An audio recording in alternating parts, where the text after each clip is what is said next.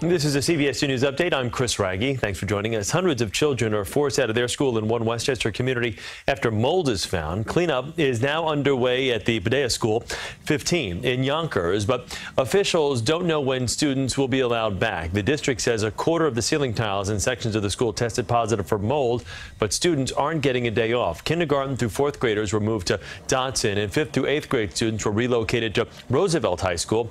A mold expert says this summer's excessive rainfall led to a moisture buildup that encourages mold growth. He says not all mold is dangerous, but the only way to tell is to send samples to a lab. It tells us whatever is floating through the air. It tells us how much of it is, and then it tells us what possible effects it can have on people. Pedestrian 15 isn't the only school affected by mold this season. Two New Jersey schools had to push their first day of school back to clean up the mold. And over the weekend, a mold scare at the new school in Greenwich Village forced an evacuation there. Well, right now, President Trump is in Manhattan speaking to the UN General Assembly. In his second visit to the UN, he highlighted America's successes over the past year, along with the progress made with North Korea. But he had strong words when it came to Iran. Every solution to the humanitarian crisis in Syria must also include a strategy to address the brutal regime that has fueled and financed it, the corrupt dictatorship in Iran. Iran's leaders sow chaos, death, and destruction. They do not respect their neighbors or borders or the sovereign rights of nations. Instead, Iran's leaders plunder the nation's resources to enrich themselves and to spread mayhem across the Middle East and far beyond. The Iranian people are rightly outraged that their leaders have embezzled billions of dollars from Iran's treasury, seized valuable portions of the economy, and looted the people's religious endowments, all to line their own pockets and send their proxies to wage war. Not good. We are streaming that address now on our website, and while the president and other world leaders are in town, we're in the middle of a gridlock alert. The Department of Transportation estimates a drive in Manhattan this week will take up to 3 times the normal time as usual. The DOT encourages commuters to do anything but drive your car. Mass transit, they're saying. Well, the rainy weather this morning certainly not helping the traffic out there. John Elliott here now with your forecast. John? Yeah, not in the least. You've got rain, you've got fog, you've got wind, you've got all these other elements to slow you down. Top of the hour observation, 11 o'clock, 66. Winds are variable at 5. That's in the park. Stronger winds around the area. Look at this. This tells the tale. It's a warm front. 72 in Belmar. Trying to push through the city. It just continues to bring the moisture in. Look at Monticello, just a nifty 50. So there's a lot of variety. Cooler north and west. It's 5-6 degrees warmer to the south. And that wind now has shifted out of the southeast. So that is the kind of the pileup effect. We're mindful of the risk of coastal flooding through mid-afternoon. Heaviest rain right now, Jersey City up into parts of Bergen County, pushing into the Bronx right now, over into Westchester County. Yonkers seeing some heavy rain, and a little bit of training there going on Staten Island. So that's why we're talking about the risk of flooding. And you can see the warm front really right there. It's pushing in, bringing in more moisture. And then after that, it's a 1-2 punch, because tomorrow we have evidence of a cold front that will bring in the risk of some storms. Here's how your afternoon shakes out. Through the 2 and 3 o'clock hour, you still have pockets of heavy rain, local flooding possible. There's more through the afternoon commute. Into the evening hour, we see a bit of a break, and then it's a little quieter overnight with just light rain.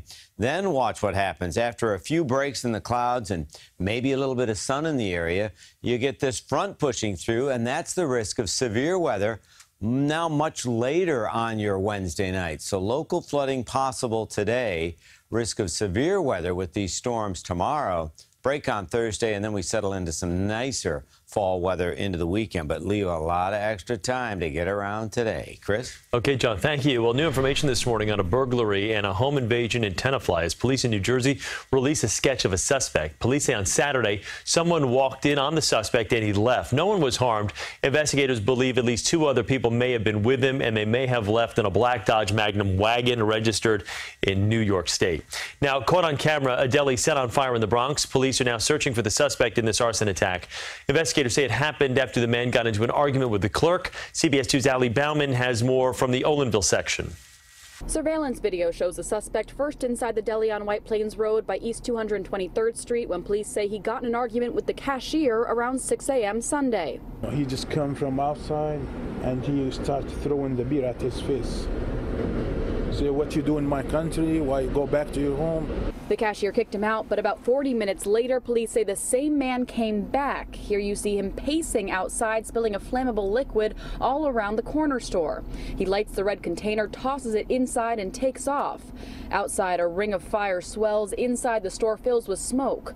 The cashier grabs a water bottle, pours it over the burning carpet, then kicks the flammable container to the sidewalk. He humbly recounted what happened for us. The store owner translates.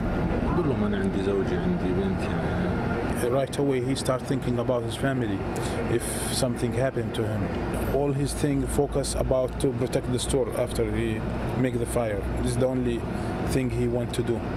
You can still see on the sidewalk where it was burned. Now, that cashier has only been working at this store for 6 months, and after all of that, he didn't even take a day off. From the Allensville section of the Bronx, Ali Bauman, CBS 2 News. Well, happening today, Bill Cosby will learn his fate when he's sentenced in his sex assault trial. Cosby arrived to court earlier this morning. Prosecutors want him to serve 5 to 10 years in prison for drugging and molesting Andrea Constant at his suburban Philadelphia home back in 2004. Constant appeared in court yesterday and asked for justice as the court sees fit. A psychologist testified that Cosby is a sexual violent predator who could strike at any time, but his lawyers argue the 81-year-old is too old and helpless to go to prison.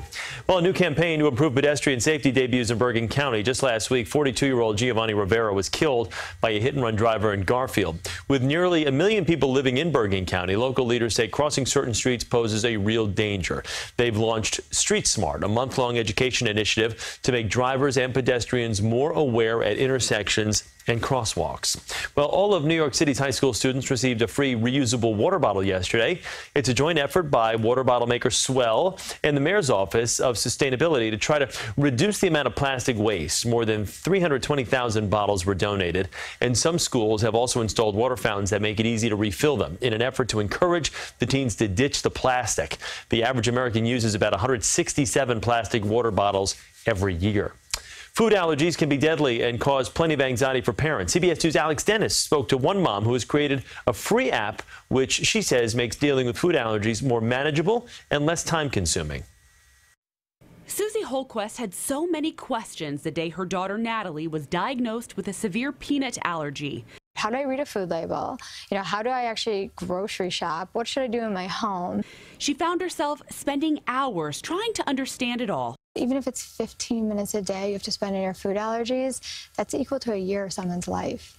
Now a mom on a mission. I was pretty convinced my daughter needed this tool and it wasn't out there. And if I didn't do it, I wasn't sure who would. She left her high-profile job managing stocks and created the app Spoken, a tailor-made tool used to easily manage allergies. The app allows users to select different food allergies. Can't have dairy, intolerant to gluten. Add it to your profile. Customize it further by adding a location and interests. The app compiles a list based on the specifications of the top-rated businesses and brands that cater to the selected restrictions. So you can go to the app and look up New York and see in 1 second all the places other people have recommended. Or you can check in Paris or London or Chicago or anywhere. Explore products and food labels, restaurants, airlines, hotels, and schools. See how they rank in a matter of minutes.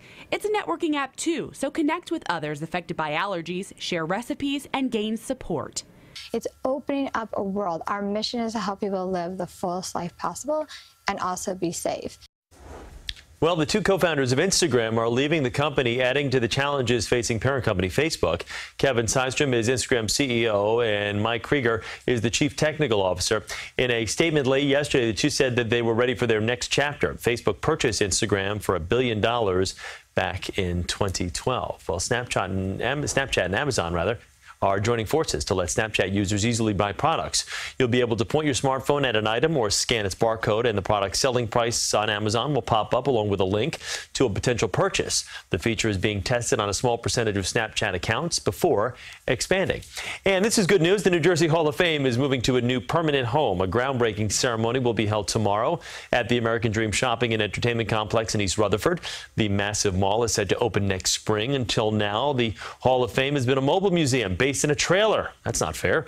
Hall of Famers include Frank Sinatra, Bruce Springsteen, Albert Einstein, and many others from the Garden State. That's your CBS2 News Update.